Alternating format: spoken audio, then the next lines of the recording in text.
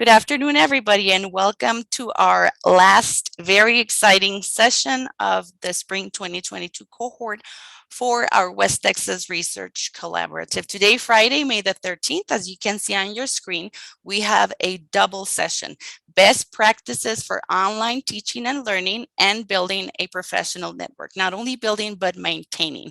So for this session, we have two speakers that will be sharing their expertise and some information and additional resources for you to wrap up your session. As a reminder, this is our last professional development webinar for the spring. And after this, we only have our final portfolios and our closing ceremony. So thank you so much as always. And we really value your time in completing your Aspire experience. So let's begin. Today, our webinar facilitators are Ms. Cira Montoya Olsen, who is the director for the Center for Instructional Design in-house at the UTEP Extended University, and she will be sharing with us best practices for online teaching and learning. And we also have Dr. Laura Watkins coming back because Dr. Watkins was our speaker last year, and we really liked her presentation and resources. So we brought her back for networking for your professional life, networking for your future, building and maintaining your professional network. So without further ado, I'm going to pass the microphone to Cira, and let's begin.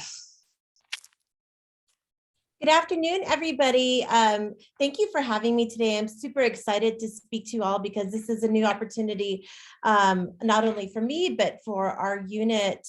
Again, my name is Cira Montoya Olsen. I serve as a director inside of Extending University. I oversee a unit called the Center for Instructional Design. And what our unit does is that we support UTEP faculty in relation to the training that they need to be able to teach here online at UTEP. And then also too, we support them greatly in the design and the management of their online courses.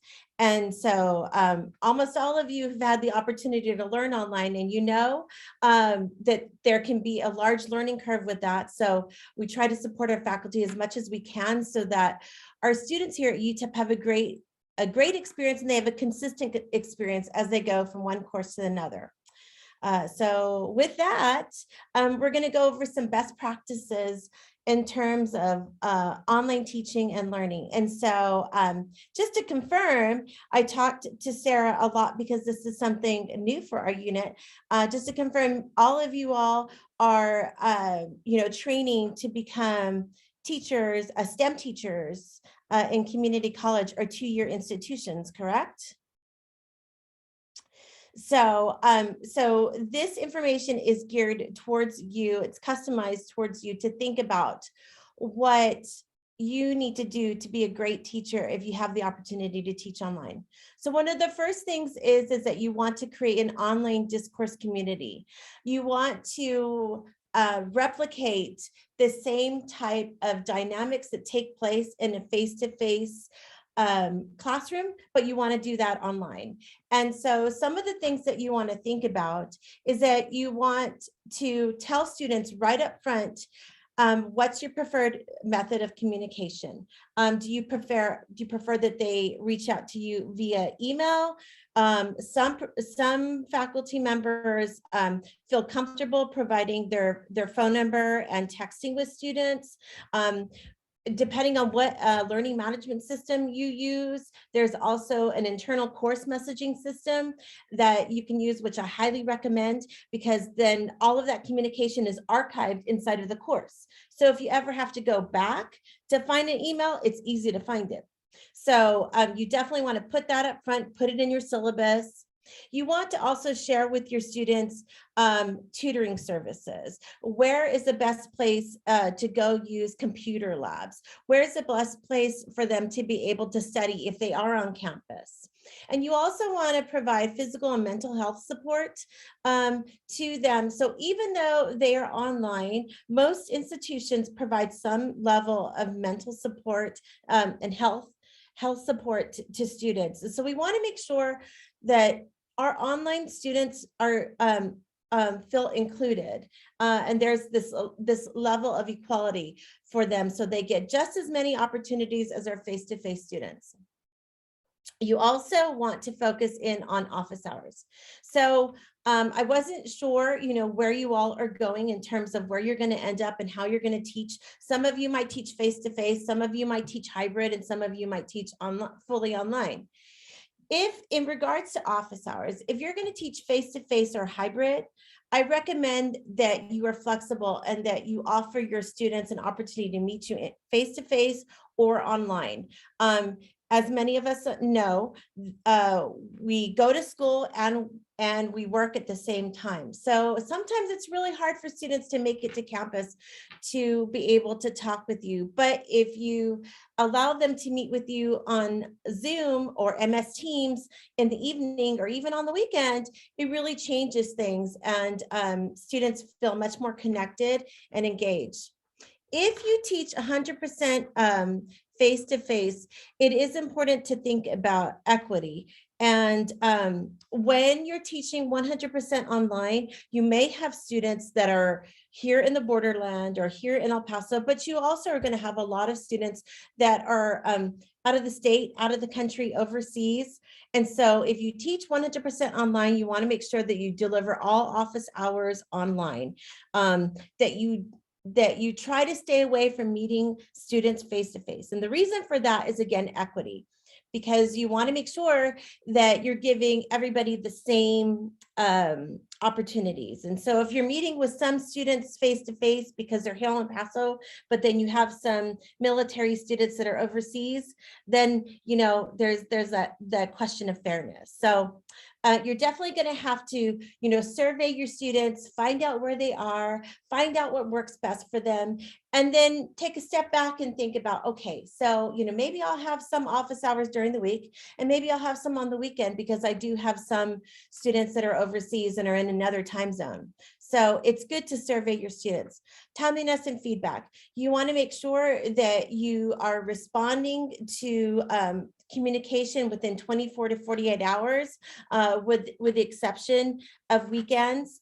I also recommend that you send some kind of weekly announcement, whether it's inside of the learning management system that you're using, whether it's Blackboard or Canvas, or if you're just sending out, a mass email to your students. I do recommend that you try to recap, the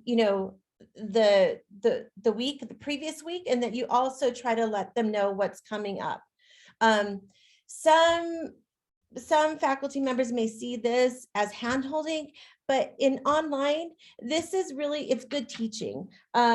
It's reinforcing good design, and it helps our students, succeed because they know that you are, there to follow up to make sure that they're not missing anything. Another way to build, really strong connections with your students is to create a help board or a cafe. And many of you have probably already experienced this in your online classes, where there is like a really low stakes, like not graded discussion board where you can put any question up there that has to do with the course or the subject that you're studying. And the point behind this is that you as a teacher don't have to always be checking this. It's more about the students being able to collaborate with one another and be able to answer those questions. And most times, when you begin teaching, or if you're already teaching, when it gets close to a deadline, you might not be online, but more than likely their peers, other students, classmates will be online, and they'll be able to answer the questions that they have. So it's a really good practice to have that up. All right, so we'll go on to the next tip. So syllabus, and we'll talk a little bit about this, and then I'll actually give you an example. But to kind of break it down into 4 pieces, an effective syllabus organizes the course and sets expectations. So first, you want to have the course information on there. You want to have your instructor information, obviously your contact information and how you want them to communicate with you. You want to have any state requirements, and that's going to be discipline specific, obviously. And then also too, you want to have your expectations as an instructor, whether it has to do about attendance, netiquette, And as I thought about this a little bit more, and I looked back at some of the syllabi that I've shared, you may even want to consider putting in what student expectations are and what you expect of your students as well. All right, so what should be on my syllabus? So like we just talked about, course information. So make sure at the very top that you have all the information about the course, and that you even go so far as to say, this is an online course, or this is English 1301 online, because believe it or not, sometimes students will enroll for a course and they don't realize that it's a fully online course until the first day. So it's important to make sure that we reiterate that, your information. If you're teaching 100% online and you're not going to be meeting with your students at all on campus, or have any kind of synchronous sessions, I also encourage you not only to put your contact information, but to put a picture of yourself, because again, this helps you connect with your students. It helps you become real to them. Third, state requirements. So this is going to be, you're going to work closely with your program director or your program chair and your department in terms of what this means. But it's also, it basically boils down to, a description of the course, each major assignment and examination, how your grading scale is going to be broken down, any kind of required or recommended reading or required materials. So if you require your students to purchase a specific license, to an online text or something, then you want to make sure that you include that too. And then most importantly, you also want to include the course objectives and outcomes. And we'll talk a little bit more about that when I show you all the syllabus example.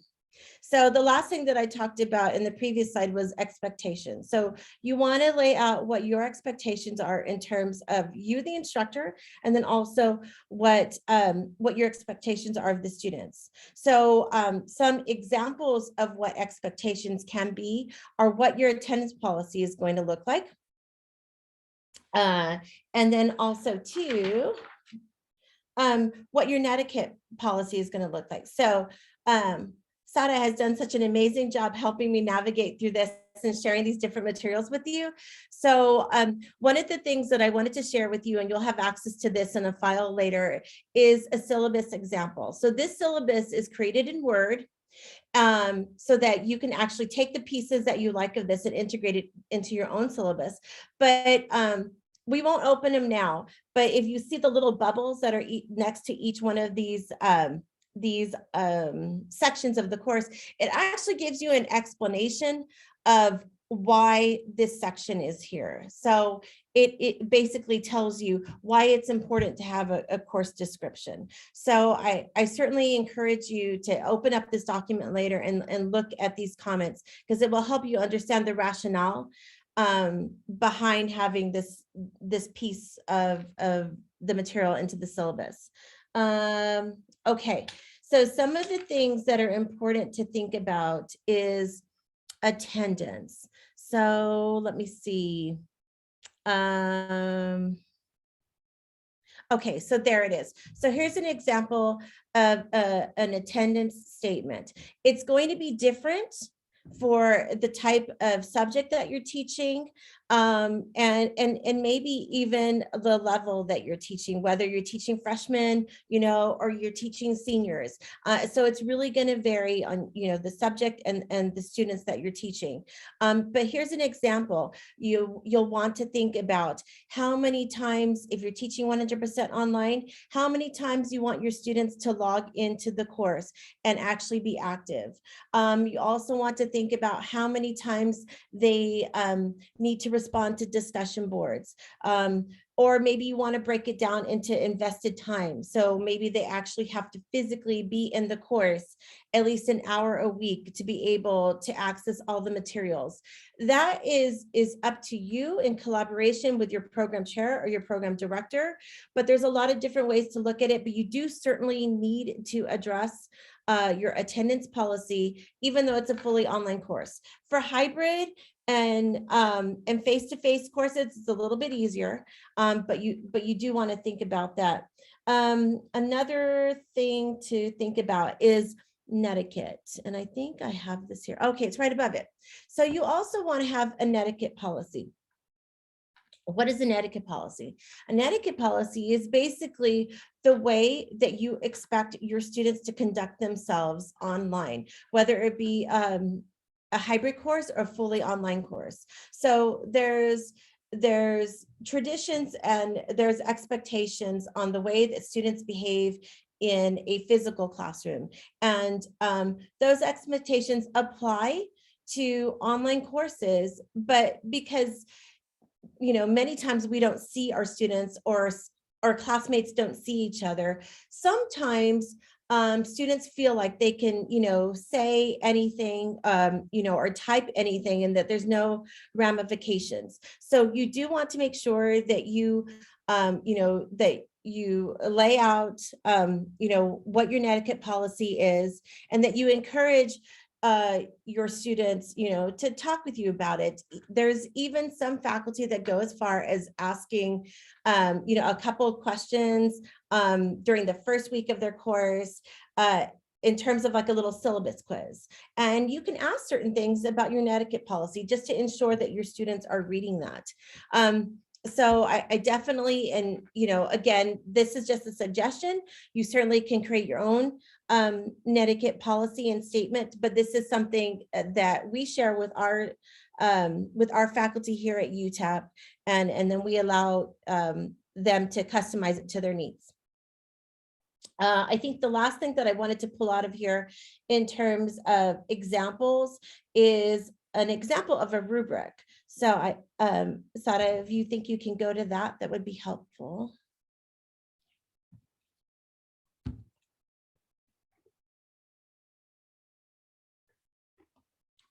And Okay, did it change? No? No, but that's okay. We can do it later. Okay, give me just 1 second. There we go. Oh, yay. Okay. Thank you. So another thing that you should consider doing is including rubrics for your assignments or your assessments. So this kind of goes back to the fourth bullet point of what should be on your syllabus in terms of expectations. So you can also give expectations of what what is going to earn a passing grade or an A grade or a satisfactory grade for your assignments and assessments.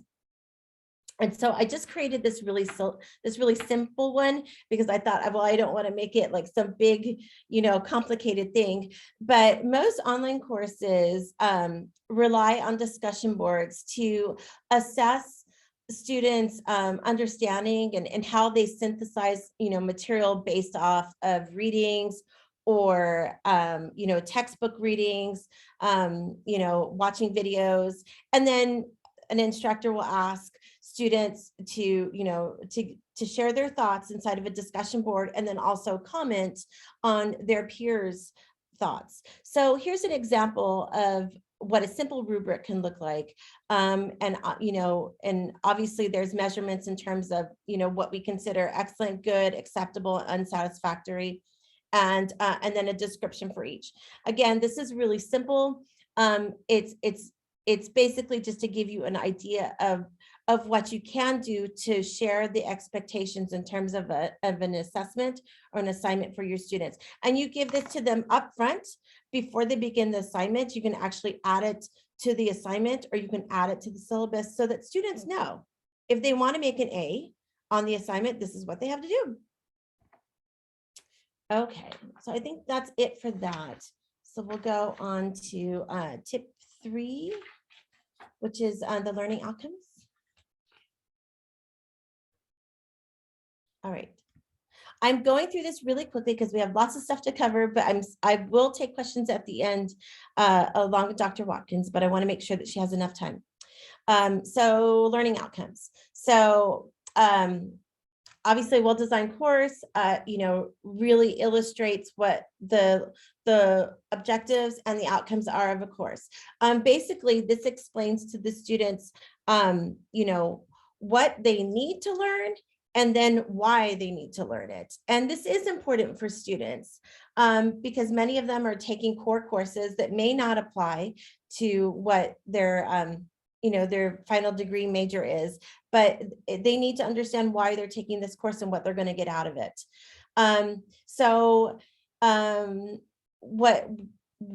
What is important to think about in terms of outcomes is how students demonstrate their learning. That's assessments. So when you think about what they're going to get out of it and how they're going to demonstrate their learning, that equals assessments.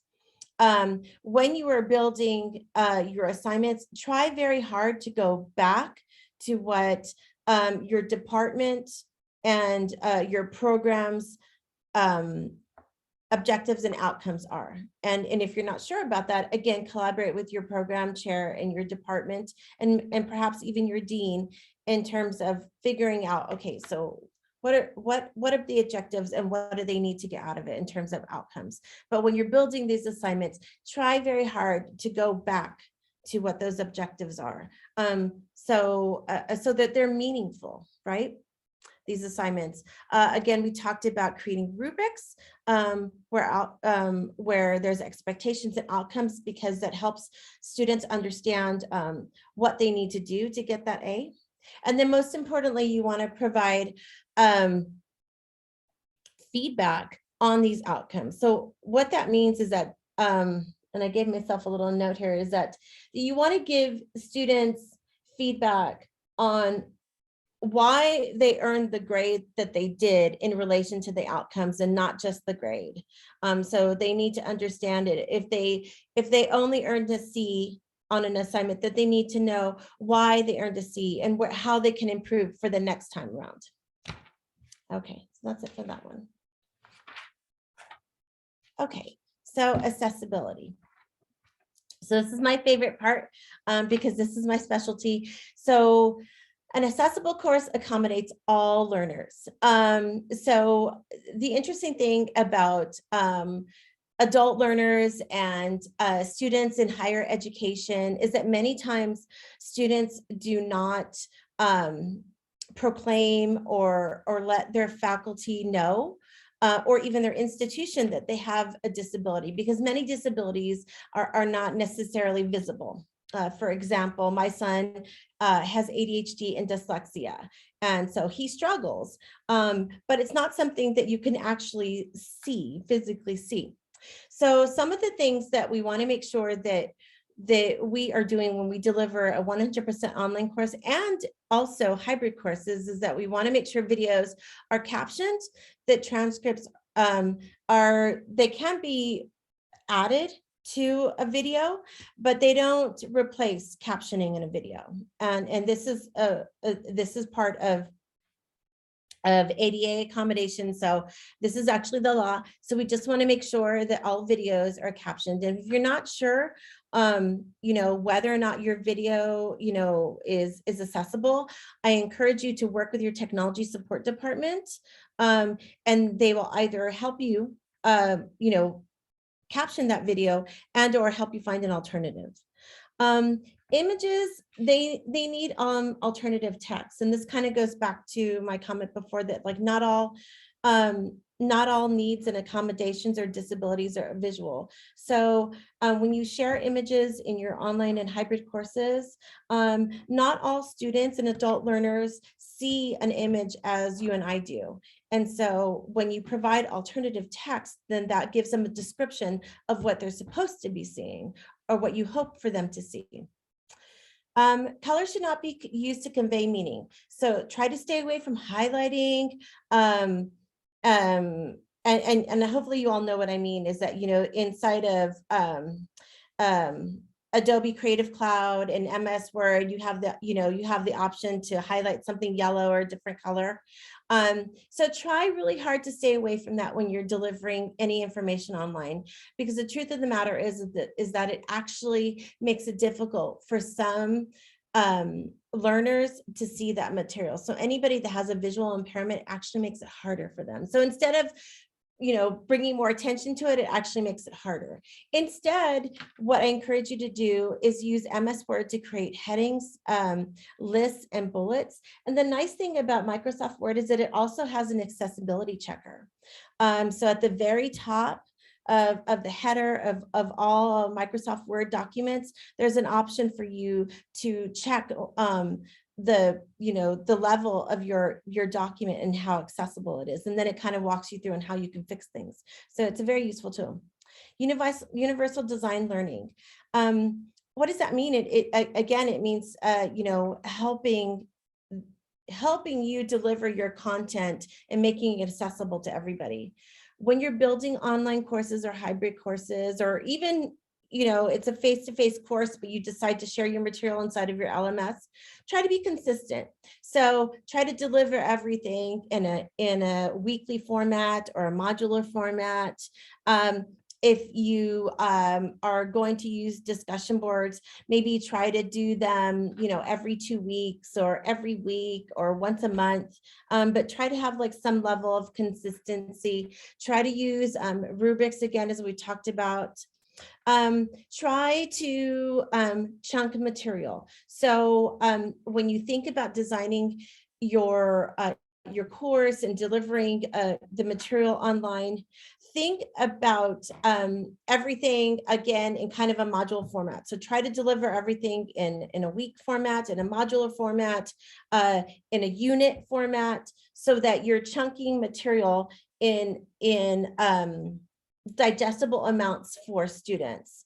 Again, because there are some adult learners that have difficulty digesting very long pieces of information. But if we break it up into smaller pieces, then everybody can be able to access that information and synthesize it successfully. Hyperlinks. So how many of you have maybe read something online where it says, click here, and the word here is like bolded and in caps, and it's telling you to go download some kind of guide or something like that? So that's distracting, and it's really hard for any kind of learner that might have some kind of disability in terms of being able to like visually see what is on the page. And so when this material goes through a screen reader, all they get is the word here, but they don't know what they're accessing.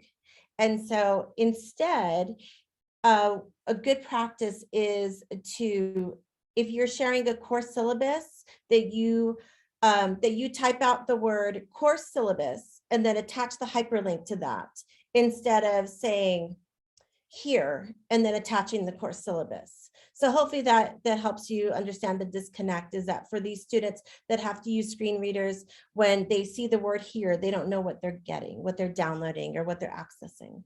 So try to stay away from that. All right, feedback and grades. All right. We all want to know where we stand, right? We want to know where we stand. We want to know how we can do better before it's too late. And so students feel that way as well. So students obviously benefit from timely and constructive feedback.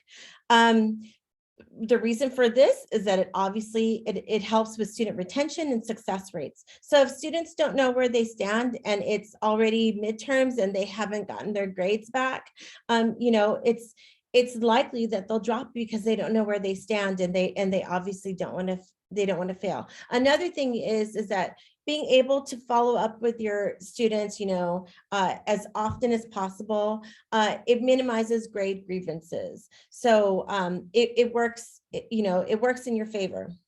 Another good practice is to make sure that you are using a learning management system. Again, if it's Moodle, if it's Blackboard, if it's Canvas, use the learning management gradebook to post grades. And the reason for this kind of goes back to accessibility and then timely feedback. If you're updating your grades inside of the LMS gradebook, it'll always be accessible to those students. They'll always be able to see where they stand, and they won't have to bother you about it. They'll always be able to log in and see where they stand.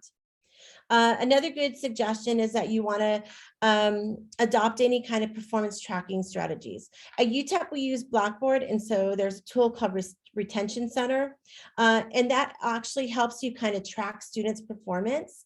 And it basically gives you little red flags, little reminders of those students that haven't turned something in, and then it allows you to contact those students. So if your institution has something like that, I highly encourage you to consider using that.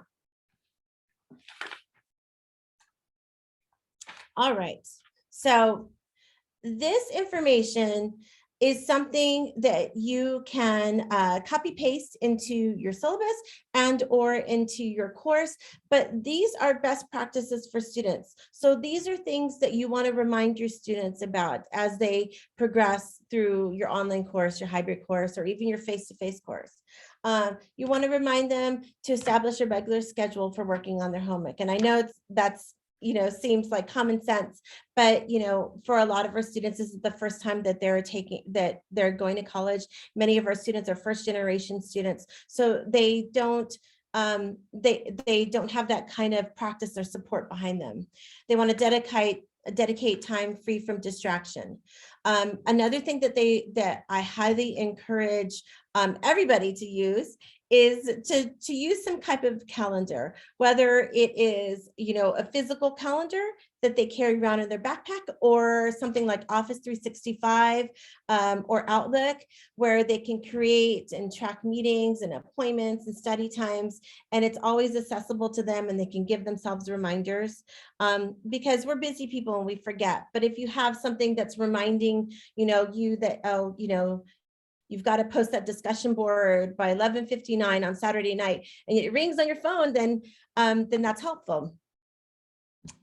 Study points.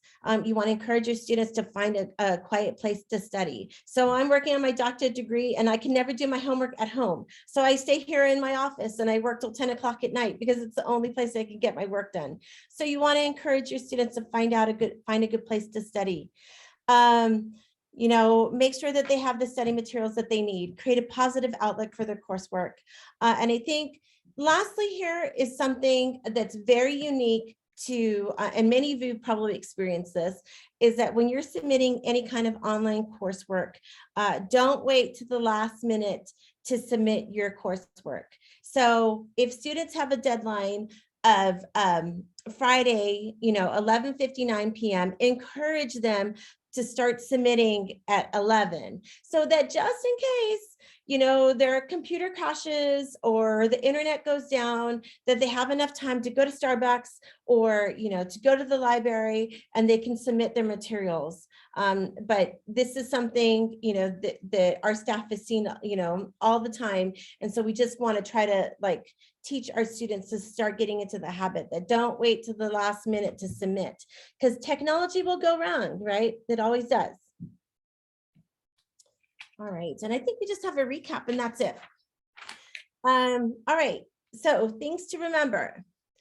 An effective syllabus, right? So just make sure that you invest time in your syllabus. Share it with your colleagues and your mentors to make sure that you're addressing everything you need to. You want to include resources in terms of student support and well-being, regardless of the institution that you're at. You want to make sure that you're including learning outcomes and objectives, not only in your syllabus, but also in your course. You want to make sure that you're using the LMS to record all of your grades, all of your course materials. Again, whether you're teaching 100% online or your course is just tech enhanced, if you are sharing all of your materials online, you make it that much easier for your students to access material, and that encourages success. Engaging activity, obviously, it establishes a really good discourse community.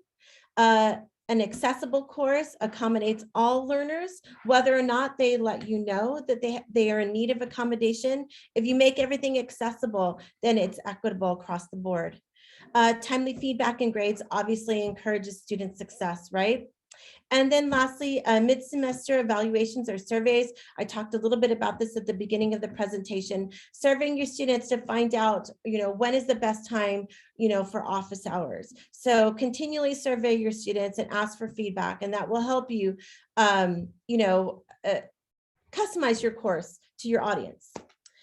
Okay, and so Alsada, I don't know, do you want me to take questions now or wait for Dr. Watkins to present? Thank you, Kyra. We can have maybe a few minutes at the end. And Okay. if anybody has any questions that they want to type in the chat, remember that we can also do that and hold those questions in the meantime. But thank you so much, Kyra. Wow, that was a lot of information. And of course, as I saw nodding heads throughout your presentation, because this is something that our fellows have been exposed to in different areas of what you presented. And we've made the emphasis on the importance of taking that attention and putting certain points in their lesson plans that also translates to an effective syllabus. So it's also kind of shifting our view as educators, because to get to this point, I mean, going to grad school is a full-time job, and a lot of us going to grad school, we had a full-time job, right? Because I did that. So it's important as we advance some of the best practices that you've shared, those are also reminders for us to recap on certain things that we might have done in grad school, and sometimes we forget, but it's also a good thing to remember. Of course, as you mentioned, we have Blackboard and most of our UT institutions use that. Some other universities also have other platforms like Canvas or Moodle, and they all provide great tools for assessment, feedback, and making sure that you have not only retention, but you don't have attrition, and your group is moving forward. So thank you, Kyra. I will definitely share those two other resources, the rubric and the syllabus example, which is great as you build your course, because you have a sort of template that's already, you don't have to have the fear of the blank sheet. But remember, yes, contact your department as you have to align your objectives with what they have for that class. So thank you so much, Kyra. We will leave a few moments at the end for questions, and we will go ahead and continue with our next speaker. So now that everybody has the basic information on how to build a course, a lesson, and assessment for that, you also have the vision of what a community college does and how this is different from a four-year institution. As you can see, up to this point, everything that we've presented builds on the previous presentation. So now that you have all of the tools you need to start teaching at a community college, it's very important to have a network, because we are resources for our students, but we also need to be, you can't be an empty vessel. You have to keep yourself also supported and keep a network that gives you constant feedback, and that you also feel like you have a group that is there for you and will assist you at any moment of your career. And for this, we have Dr. Laura Watkins, who is an instructor at the Mathematics and Computer Science Department from Glendale Community College, and is also well-versed in networking, as she is the president of AMATIC. I think I always pronounce this wrong, but Dr. Watkins, the floor is yours. Welcome and thank you. Thank you. Yes, so yeah, I am the president of the American Mathematical Association of two-year colleges. And while I start talking, I would like to know from you, what are you studying? So you're all graduate students, somehow in STEM. So while I'm talking, drop in the chat just so I know who's in my audience. And Sarah, if you'll go ahead and advance the slide. Okay, so as a graduate student, there's some important characteristics that you want to develop in terms of starting to build your professional network. So things that you can do are working around creating a sense of belonging. As I'm looking in the chat, I'm seeing neuroscience, computer science, education, environmental engineering, STEM, some great STEM related disciplines and they all have a place at the table. And so when we think about creating a sense of belonging, we study what we study because that's our passion, that's what we love. But there are opportunities to collaborate with people in other disciplines if you develop them, and you can start developing them as a graduate student. So certainly, so that sense of belonging and collaboration is important. Socializing is also important, and it's hard. I get it. Cira mentioned, working and going to graduate school. I did the same thing, and I had 4 children. It's hard, but you do want to spend at least some time getting to know graduate students in your college, in your environment, because that's, while the professional side of things is very important, that will also fill your personal side of things. You'll find that you have things in common, and maybe go see a movie together, or go, on a trip or something. Socializing is important. We're social beings, and we don't want to neglect that. And as a graduate student, as you work through these things, you're going to generate goodwill and trust between you and the other graduate students, but you also want to work to generate goodwill and trust between you and your professors. And I can recall having a professor who strongly encouraged me, like, if you have questions, I was like my students, I didn't like going to office hours. I am very much an introvert. And so it was hard for me to accept that I needed to get to know my professors. I always felt like there was a hierarchy, and you want to get to know your professors, because they are going to be a wonderful resource for you and an important part of your network as you continue your studies and then go off into your profession. Go ahead, Cira. So what you want to do, you want to get involved, however that is, whatever opportunities you have, and leverage your region. So y'all are in Texas, you're in El Paso, I'm over in Arizona. So when I think regionally, New Mexico and Texas are part of what I think regionally. So through my activities, either through my education or through teaching or through professional organizations, I've grown to know other people in these various regions. And if I need a contact, or somebody needs a resource in New Mexico, I have someone that I can go to and ask about resources. So leverage your region, get to know people. Go ahead, Cira. Help others.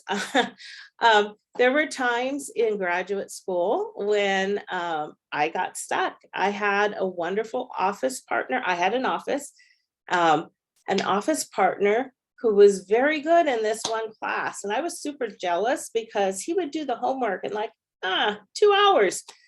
And 10 hours later, I'd still be struggling, but he was so kind and helpful, and we would talk through things. So, as people are struggling, or I have a computer science colleague who was going back to get her Ph.D. in electrical engineering, and she had to take a class in complex variables.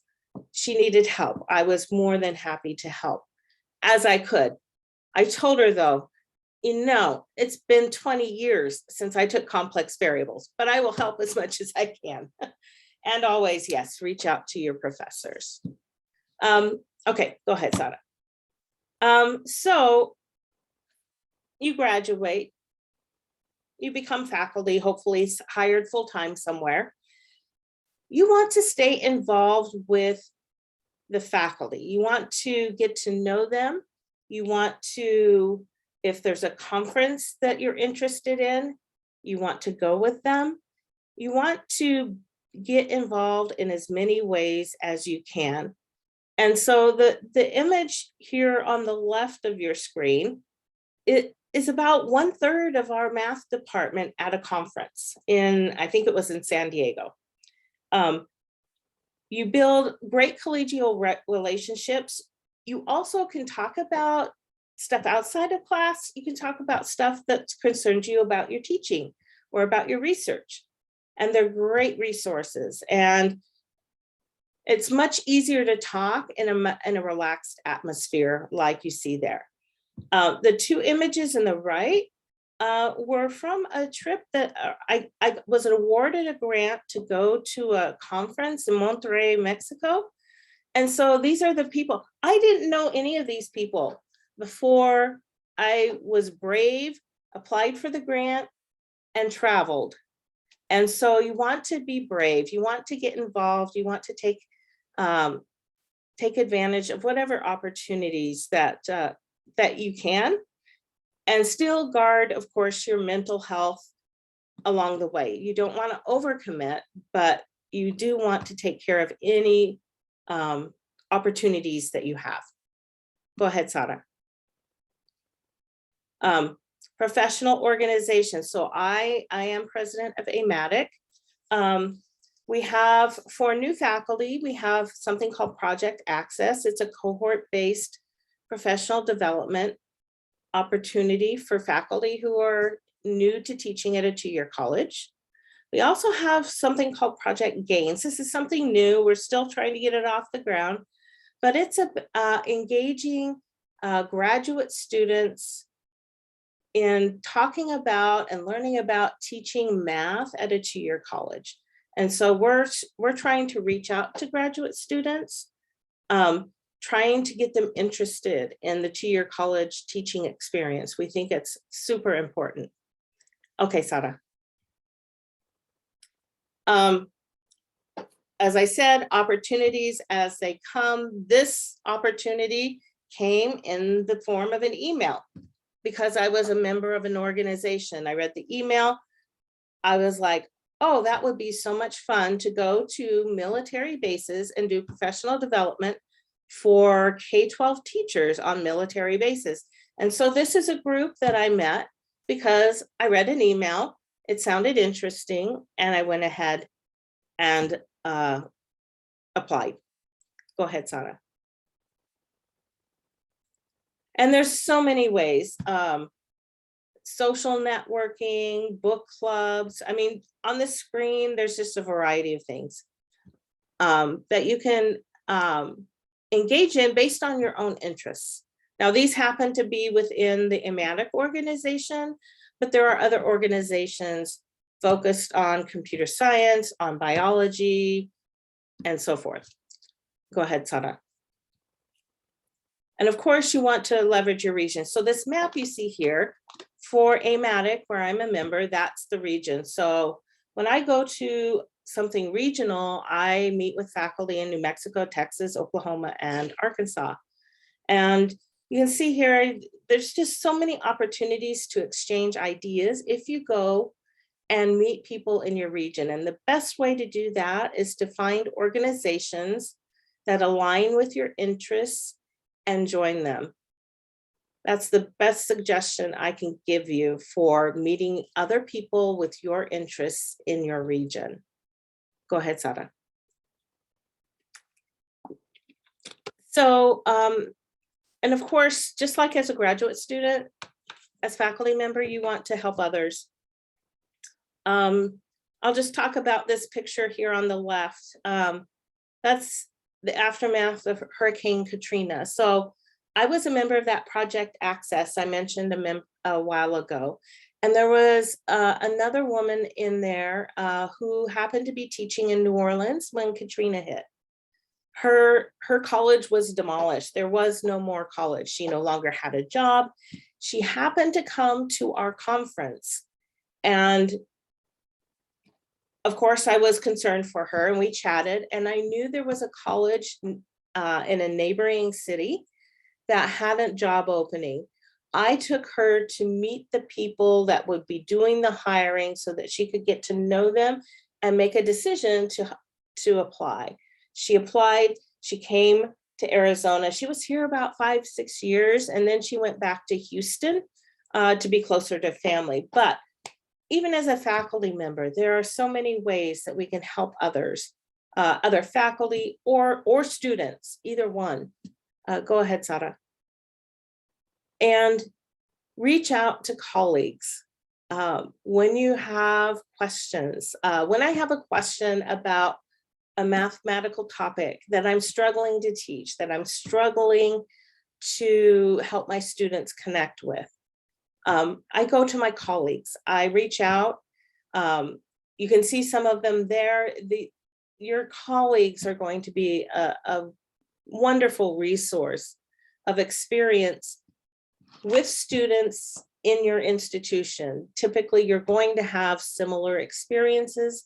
Your students are going to be coming from the same schools. Generally speaking, they're going to have similar backgrounds. And so all of that gives you a common frame of reference for conversations about teaching and learning with students. And it, again, opens opportunities. So colleagues also, you might find yourself able to apply for some grants and go to conferences and present the work of your grants. And sometimes that can take you to some exciting places. So again, reach out to colleagues, get to know them, learn their interests. It was because of a friend who learned of my interests in math education, because my PhD is not in math education, that brought me into the fold, that I had all of these opportunities that you see here on the screen. So, Cira, is there another slide? I can't remember. Oh, and thank you. So this thank you is to all of the mentors in my life, and they're all there on the screen. Thank you so much, Dr. Watkins. Yes, and I'm gonna recap using your same 4 points. I think get involved, leverage your region, helping others, and reaching out really encompasses the message that you're bringing to us today, because as we try to become effective mentors ourselves, we must not forget that we always need mentors as well. Dr. Flores was talking about that, I believe, during the last session, as is one of the areas of his expertise, mentoring. And, you know, I still have mentors from grad school that have become an important part of my life, not only academically, professionally, but personally as well, because you keep building on relationships that support you and encourage you and remind you that there's an opportunity, or remind you that you've gone through harder stuff and succeeded, so this is something doable. And that's always something that I am very grateful for in my life, and I know that it's important to keep not only to build but to maintain these professional networks and develop them as we go along. So thank you so much. I would like to leave now the floor to open mic if there's anybody that would like to have any questions or comments for our speakers or within ourselves. Is there anybody that has something they would like to go ahead and open their microphone?